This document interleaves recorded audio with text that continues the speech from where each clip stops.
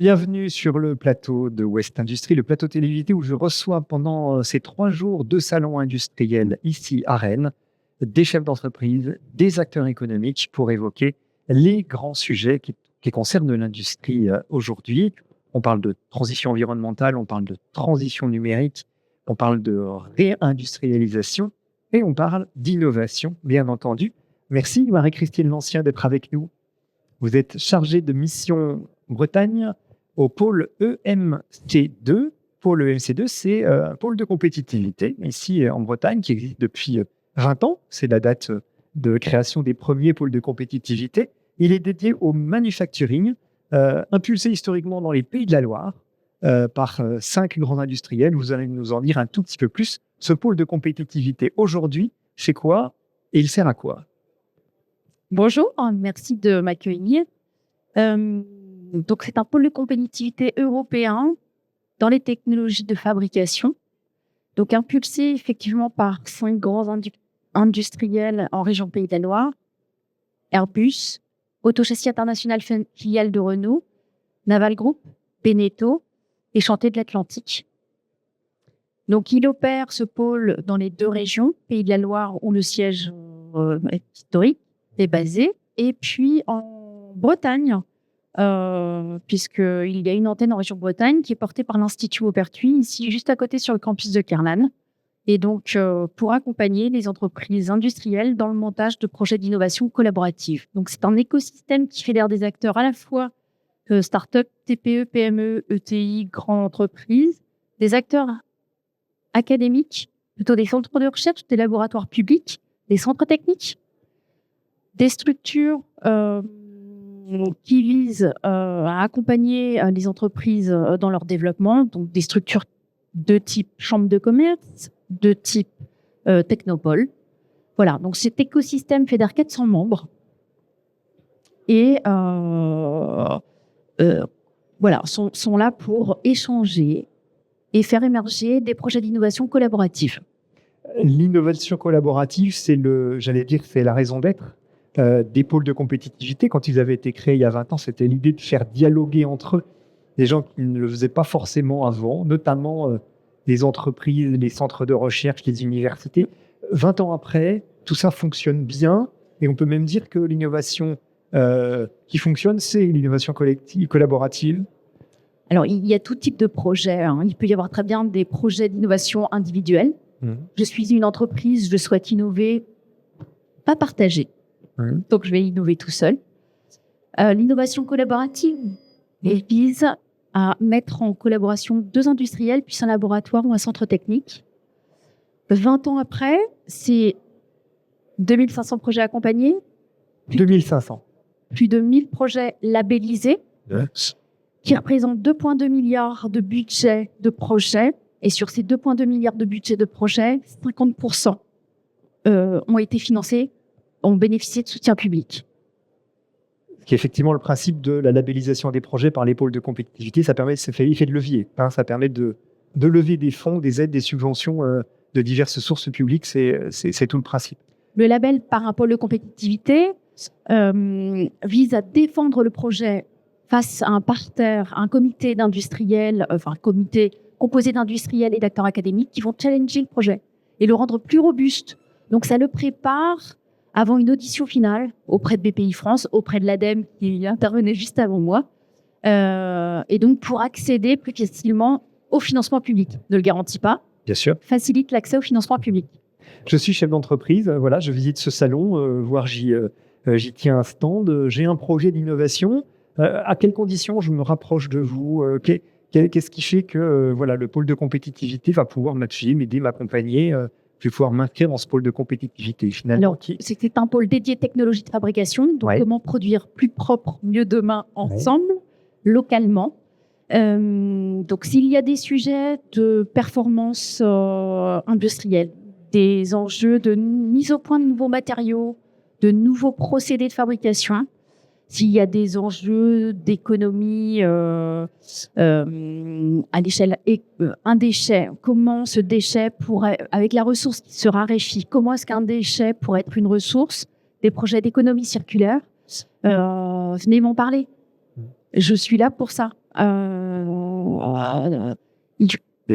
Avec des objectifs qui sont des objectifs d'optimisation, d'amélioration des process, donc des ambitions d'ordre économique, mais aussi environnemental. Les deux ambitions, les deux enjeux sont étroitement liés. Complètement. Dans les appels à projets que l'on voit sortir, il est inconcevable aujourd'hui de produire un produit, de fabriquer un produit et de ne pas penser recyclabilité. Ouais.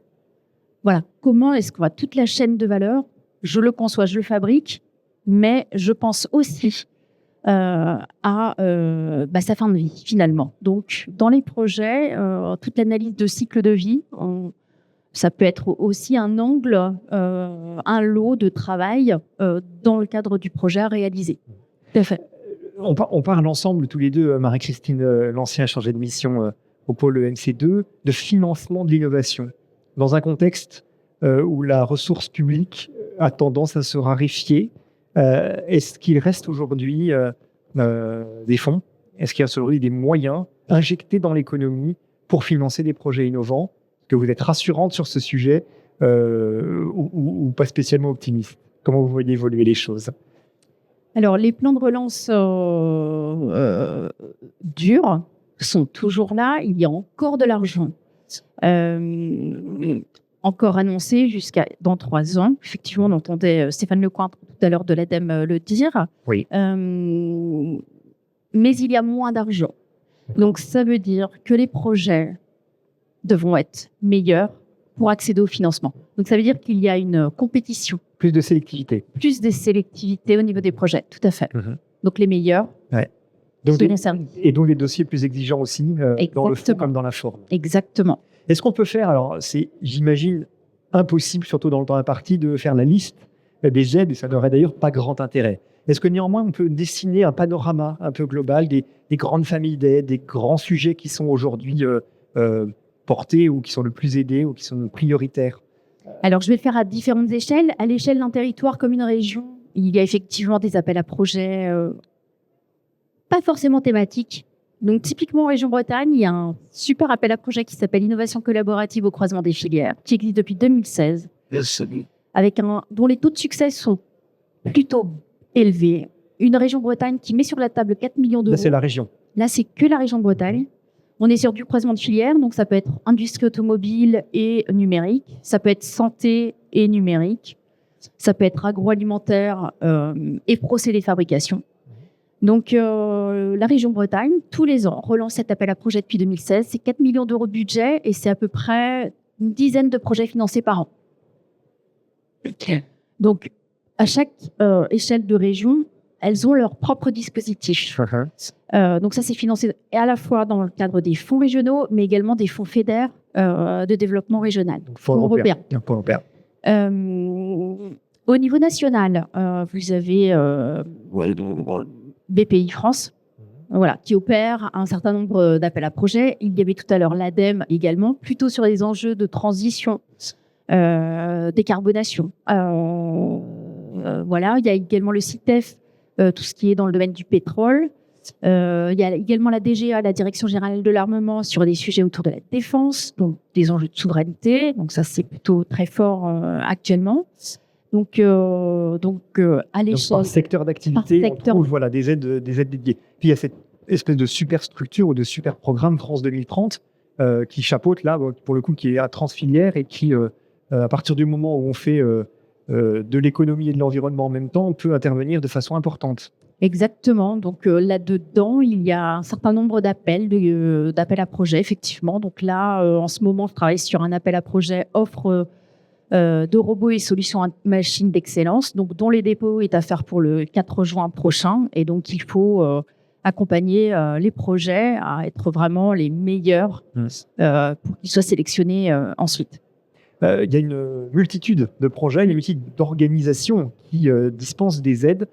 Pour y voir clair, on fait comment? On vient vous voir? Par exemple, venez nous voir. Venez nous voir. Effectivement, on travaille en cheville étroite à la fois avec les DRETS, qui sont les représentants de l'État en région, avec BPI France. Et en fait, le réseau, on l'a. Les contacts, on les a. Et donc, très rapidement, on va pouvoir dire cet appel à projet, malheureusement, il n'y a plus de budget. Donc, il va falloir rebondir et trouver une autre alternative, un autre appel à projet. Et il faudra s'assurer que toutes les cases soient bien cochées. Oui, au risque d'être déceptif auprès d'un industriel qui comptait sur, mais qui n'y a pas droit finalement.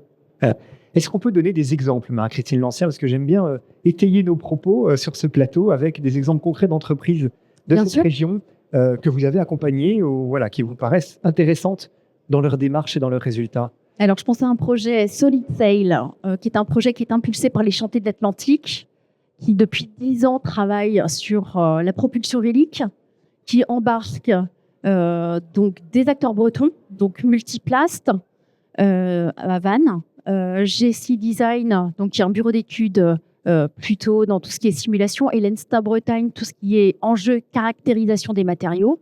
Et donc Solid Sail, donc tout a été breveté par les Chantiers de l'Atlantique, qui vise à développer en fait des voiles en structure rigide, composite et rétractable.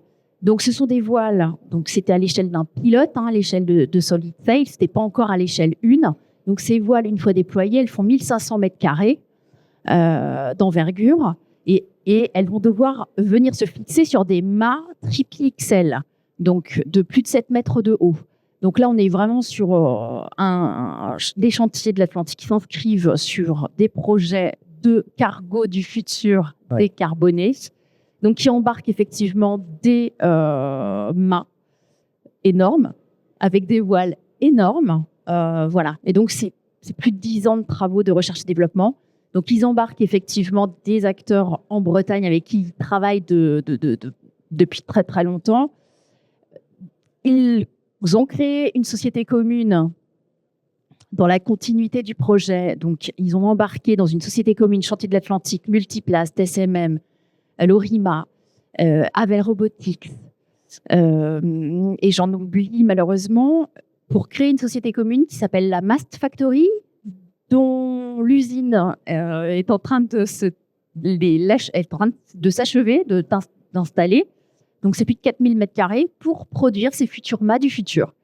Et ça s'inscrit en fait vraiment dans la filière propulsion par le vent, qui est une filière du coup en cours de structuration au niveau de la région Bretagne. Donc ça, c'est possible grâce au projet d'innovation collaborative.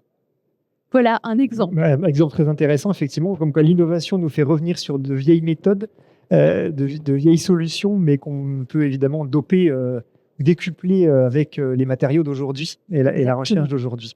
L'exemple, effectivement, tout à fait intéressant. Vous aviez un autre exemple à nous proposer, je crois. Alors, un autre exemple, effectivement, Ardeb, qui est donc une base gyropodique qui va se verticaliser et qui va permettre à une personne en situation de handicap, qu'elle soit dans une usine ou que ce soit un particulier chez lui, de la posture assise à être verticalisée et donc se retrouver en posture debout et pouvoir regarder ses interlocuteurs les yeux dans les yeux. Donc c'est un projet qui démarre, donc qui est porté par BA Group, qui est un expert dans le domaine de la robotique ici à Passé au nord de Rennes, adossé à un bureau d'études plutôt spécialisé mécanique, électronique, DK Innovation à Plérin, et puis adossé à un expert roboticien de l'INSA de Rennes. Voilà, donc c'est un projet d'1 million d'euros, donc soutenu par des financements de la région Bretagne et qui démarre. Et ils se sont vus octroyer effectivement un prix Chrysalide Industrie l'année dernière pour la catégorie développement durable. Voilà, un vrai coup de cœur pour soutenir ce projet au chemin, au croisement technologie de fabrication et handicap santé, puisque bien sûr, une personne qui va se retrouver en situation debout, ça va fluidifier le sang, ça va être meilleur pour... voilà, donc le fait de pouvoir... un bénéfice de santé derrière, évident. Absolument. Parfait. Et puis un petit troisième pour la route. Le petit troisième pour la route, je vais vous parler de Gemini 3D, qui sont des jumeaux numériques qui vont s'intéresser effectivement à 2 technologies clés de l'industrie 4.0. Donc le jumeau numérique qui vise à reproduire virtuellement tous les procédés de fabrication et l'impression 3D, donc, puisque c'est un projet qui est porté par l'Université Bretagne Sud, qui embarque 3 laboratoires entre l'IMT Atlantique et puis l'ENSTA Bretagne. Et puis également un centre technique qui s'appelle Compositique, qui dépend de l'Université Bretagne Sud et qui sont experts polymères, donc tout ce qui est des enjeux de nouveaux matériaux, moins impactants, toujours. Et donc, vise à la fois ce projet GEMI 3D à être une plateforme de démonstration, donc pour pouvoir faire des essais, mais également de la formation pour embarquer des jeunes étudiants dans ce projet-là. Intéressant vos 3 exemples parce que finalement, c'est du privé, du public à l'initiative selon les cas, et puis une association avec des acteurs, des partenaires de profils assez différents. Quand on fait de l'innovation collaborative de cette manière-là, parce que la plus grande des difficultés, ça n'est pas de réussir à faire dialoguer ensemble des gens qui, de par leur métier, n'ont finalement pas forcément le même langage, ni même les mêmes objectifs, toujours. Alors, ni le même langage, Oui. ni le même objectif, ni les mêmes calendriers. Alors, en plus, oui. Mais ça fonctionne. Ouais. Ça marche. Et qu'est-ce qui fait que ça fonctionne? Pour qu'un projet d'innovation collaborative fonctionne, quelles sont les clés, les recettes? Dans le rôle, justement, que j'occupe, c'est de s'assurer qu'on se comprend bien, d'être un peu à l'interface et de traduire ce que l'industriel veut. Est-ce que le laboratoire ou le centre technique va être en capacité de pouvoir répondre dans les délais impartis? Parce que l'industriel, en général, optimiste. Voilà, n'a pas le même agenda qu'un chercheur, on est d'accord. Il est très optimiste et il veut tout de suite. Enfin, je caricature un petit peu, mais souvent, il sous-évalue. Le projet, il n'est pas rectiligne. Il va y avoir des obstacles qu'on n'a pas forcément identifiés. Et donc, plus tôt on évalue tous les risques du projet, plus on anticipe une manière de contourner l'obstacle. Mais il y a des obstacles qu'on n'a pas vus qui apparaissent et qu'il va falloir résoudre en cours de chemin. On explique effectivement que l'innovation est tout sauf un long chemin tranquille, évidemment. Et sur l'aspect financier, puisque notre rencontre était principalement consacrée à cette dimension-là, le fait d'être plusieurs, effectivement, a priori, permet de partager les coûts et de déclencher aussi plus facilement des aides ou des dispositifs parce que justement, ils sont à la croisée des chemins. Alors, ils partagent les coûts, ils partagent les risques aussi. Ouais. Chacun apporte sa brique à l'édifice. Yeah. Et il faut se projeter à horizon fin du projet, 24 mois ou 36 mois. Quels seront les résultats futurs? Et qui exploitera quoi à l'issue du projet?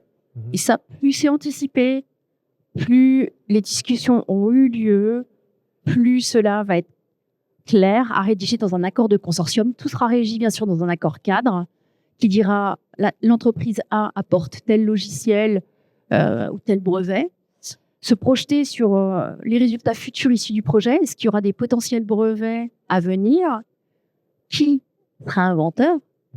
Donc, c'est pareil, ça doit faire partie de la discussion. Voilà. Je pense que plus ces points-là sont abordés le plus tôt possible, mieux c'est pour la suite du projet. Et ça, c'est le boulot d'un pôle de compétitivité. En tout cas, vous avez l'expertise, la compétence pour maîtriser ça. Que vous disent les chefs d'entreprise que vous fréquentez, que vous croisez? Alors, chefs d'entreprise, les chercheurs, les acteurs de cet écosystème que vous croisez aujourd'hui. Aujourd'hui, on a beaucoup d'idées, on manque de moyens, on manque de temps. On a du mal à trouver les partenaires, c'est là que c'est un petit peu plus compliqué. Qu'est-ce qui aujourd'hui fait que ça marche pas? Aujourd'hui, ils sont prudents. Ouais. Arriver à se projeter dans 24 mois ou 36 mois sur la mise au point d'un nouveau produit, d'un nouveau procédé, d'un nouveau service, c'est pas évident. Se dire quelle monnaie back je vais pouvoir en retirer finalement. Et en même temps, compte tenu de l'actualité que l'on traverse, l'actualité géopolitique n'est pas simple, mondiale, où ça bouge tout le temps finalement, et en même temps, c'est maintenant qu'il faut s'aimer. Ouais. Donc c'est maintenant qu'il faut y aller. Mais pour ça, il faut de l'oseille, il faut de l'argent, des équipes rodées, et les bons réseaux qui puissent faciliter les bonnes mises en relation et mettre en face les bons experts pour le projet. Donc, vous l'avez bien compris, un des bons moyens d'avoir tout ça, c'est d'aller voir Marie-Christine Lancien ou ses collègues du pôle EMC2, voilà, pôle de compétitivité qui pourra vous accompagner, vous orienter, vous diriger, vous faire entrer dans ce réseau, dans cet écosystème des acteurs qui innovent en Bretagne et en Pays de la Loire. Merci beaucoup, Merci. Marie-Christine Lancien. Bonne journée et bon salon.